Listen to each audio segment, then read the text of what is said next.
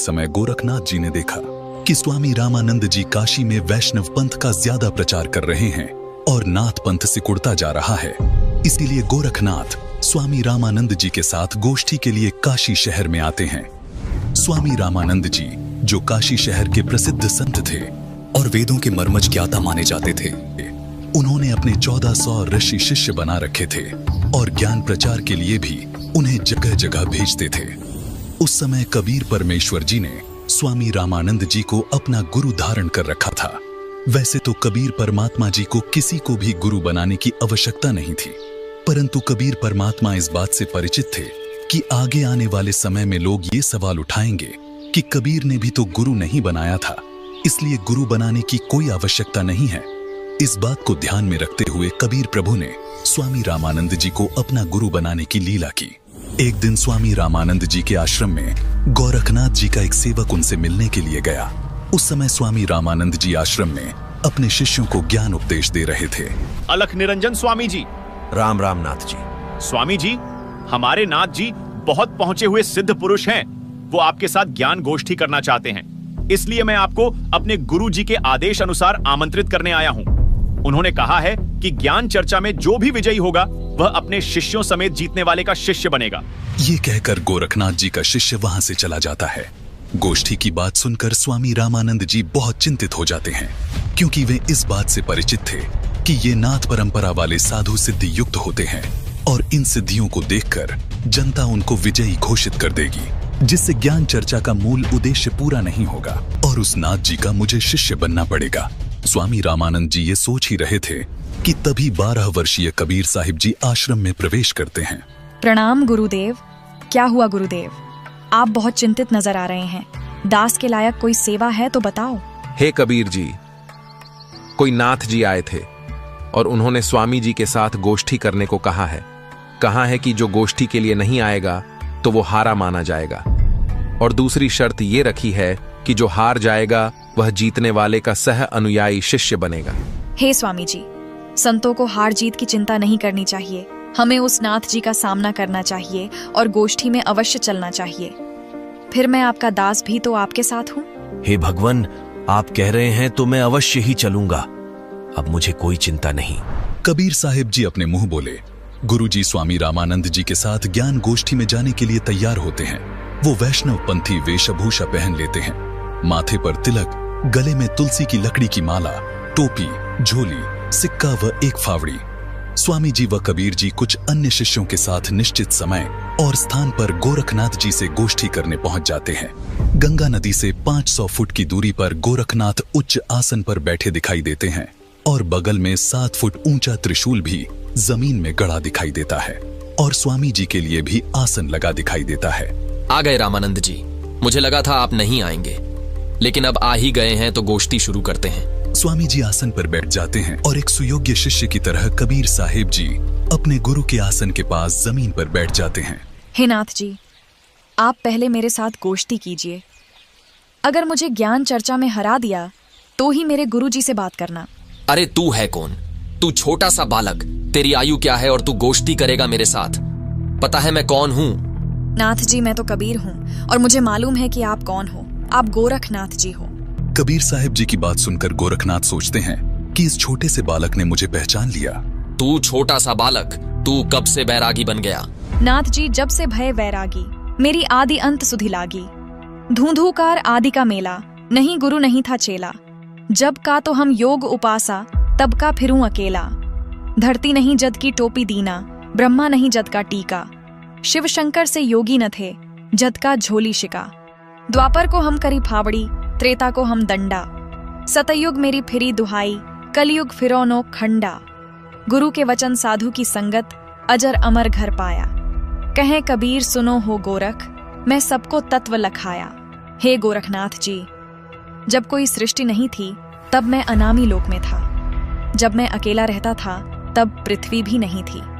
तब से मेरी टोपी जानो।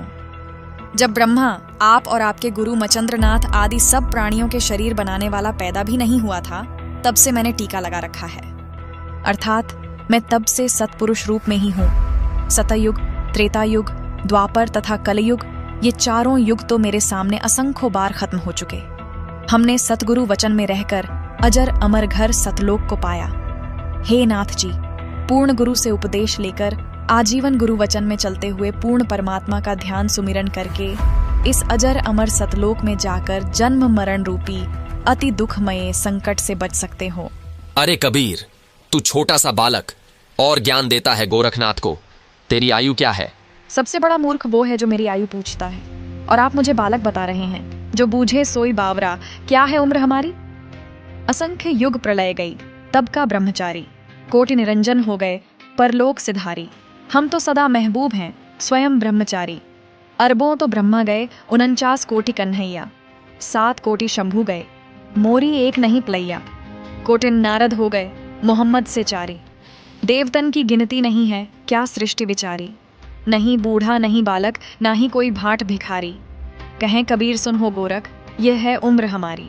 असंख्य युग प्रलय में चले गए, तब का मैं अमर हूँ। करोड़ ब्रह्म भगवान मृत्यु को प्राप्त होकर पुनर्जन्म प्राप्त कर चुके हैं। अन्य भगवान जिसका तुम आश्रय लेकर भक्ति कर रहे हो, वे नाशवान हैं।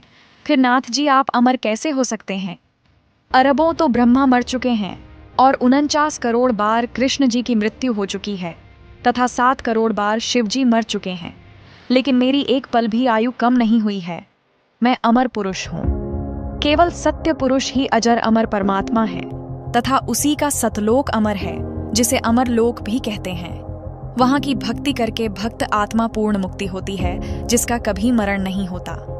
हे गोरखनाथ जी, ये उपलब्धि सोहम शब्द के जाप से प्राप्त होती है, जो उसके मर्म भेदी गुरु से मिलता है। उसके बाद फिर सार नाम मिलता है, और सतलोक में वास तथा सतपुरुष की प्राप्ति होती है। करोड़ों नारद तथा मोहम्मद जैसी पवित्र आत्माएं जन्म कर मर चुकी हैं, देवताओं की तो गिनती भी नहीं। फिर आम मानव शरीरधारी प्राणियों तथा जीवों का तो हिसाब क्या लगाया जा सकता है। मैं न बूढ़ा न बालक, मैं तो जवान रूप में रहता हूँ, जो ईश्वरीय शक्ति का प्रतीक है। ये तो मैं लीलामयी शरीर में आपके समक्ष हूँ। ये सुनकर गोरखनाथ जी और क्रोधित हो जाते हैं और अपने त्रिशूल के ऊपर के भाग पर सिद्धि से उड़कर बैठ जाते हैं। कबीर, यदि तू इतना महान है तो मेरे बराबर में आकर बातें कर। हे नाथ जी, हम ज्ञान गोष्ठी के लिए आए हैं, न कि ये नाटक करने के लिए। आप नीचे आकर ज्ञान चर्चा करो, ताकि जनता को सच्चाई का पता लग सके। तेरे पास कोई सिद्ध शक्ति नहीं है। तू और तेरा गुरु दुनिया को गुमराह कर रहे हो। आज तुम्हारी पोल खुलेगी। अगर शक्ति है तो आओ बराबर में, यहीं चर्चा करेंगे, नहीं तो हार स्वीकार कर लो। ठीक है गोरखनाथ जी। कबीर जी अपनी कुर्ते की जेब से 150 फीट लंबी धागे की रील निकालते हैं और उसके एक छोर को पकड़कर सीधा ऊपर की तरफ फेंक देते हैं। धागा सीधा खड़ा हो जाता है और कबीर साहिब जी उस धागे के अंतिम छोर पर जा बैठते हैं। नाथ जी, अब आप आओ मेरे बराबर में, यहाँ बैठकर चर्चा करेंगे। गोरखनाथ ज्यों ही ऊपर की तरफ उठते हैं, वैसे ही धड़ाम से नीचे गिर जाते हैं।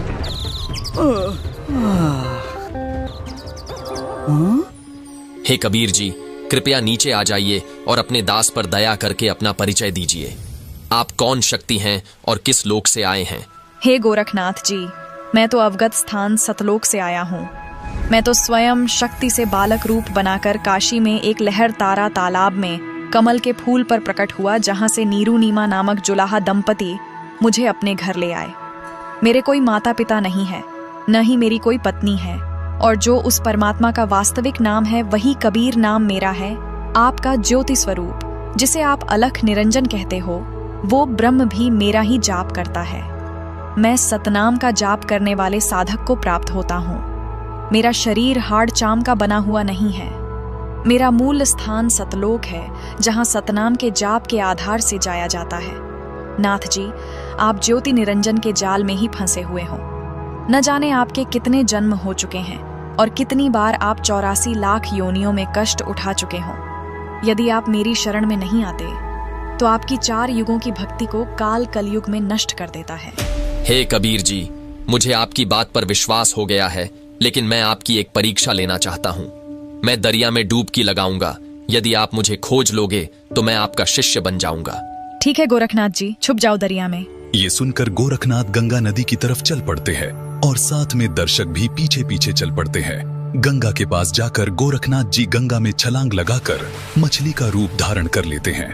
कबीर परमात्मा भी गोरखनाथ जी के बाद गंगा दरिया में डुबकी लगा देते हैं और सैकड़ों मछलियों के बीच गोरखनाथ को पकड़कर तथा उनका असली रूप बनाकर उन्हें किनारे पर ले आते हैं। इस प्रकार गोरखनाथ जी ने कबीर साहिब जी को पूर्ण परमात्मा स्वीकार किया और उनके शिष्य बने तथा कबीर साहिब जी से भक्ति प्राप्त की।